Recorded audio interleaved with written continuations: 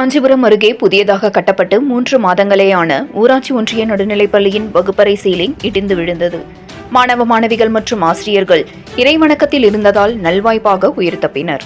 சுமார் 62 லட்சம் மதிப்பீட்டில் கட்டி முடிக்கப்பட்டு 3 மாதங்களேயான கட்டிடத்தின் உறுதித்தன்மையை மாவட்ட ஆட்சியர் உடனே ஆய்வு செய்து சம்பந்தப்பட்டவர்கள் மீது கடும் நடவடிக்கை எடுக்க வேண்டும் என பெற்றோர்கள் கோரிக்கை.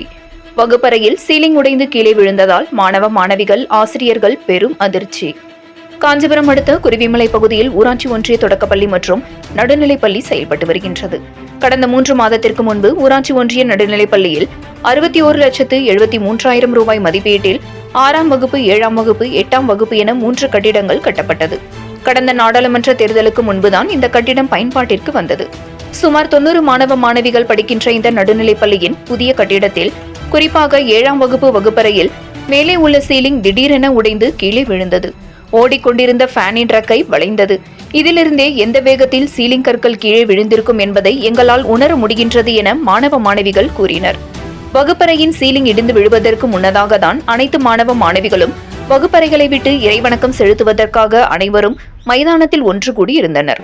நல்வாய்ப்பாக மாணவ மாணவிகள் மற்றும் ஆசிரியர்கள் உயிர் தப்பினர் என பீதியுடன் பள்ளியில் வேலை செய்யும் செக்யூரிட்டி ஒருவர் அச்சத்துடன் கூறினார்.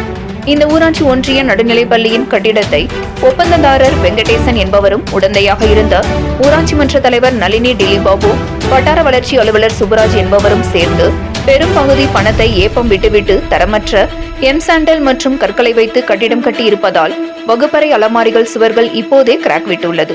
மாவட்ட ஆட்சியர் உடனடியாக இந்த வகுப்பறையின் கட்டிடத்தை ஆய்வு செய்து பள்ளி மாணவ மாணவிகளின் உயிருக்கு ஆபத்தை ஏற்படுத்தும் விதமாக கட்டிடம் கட்டிய ஒப்பந்ததாரர் மற்றும் வட்டார வளர்ச்சி அலுவலர்கள் மீது கடும் நடவடிக்கை எடுக்க வேண்டும் என்றும், மேலும் இந்த கட்டிடத்தின் உறுதித்தன்மையை ஆய்வு செய்து தரமற்ற முறையில் இந்த கட்டிடம் கட்டப்பட்டிருந்தால் இடித்து தள்ளிவிட்டு தரமான முறையில் புதிய கட்டிடத்தை கட்டித்தர வேண்டும் என அப்பகுதி மக்கள் கோரிக்கை விடுத்துள்ளனர்.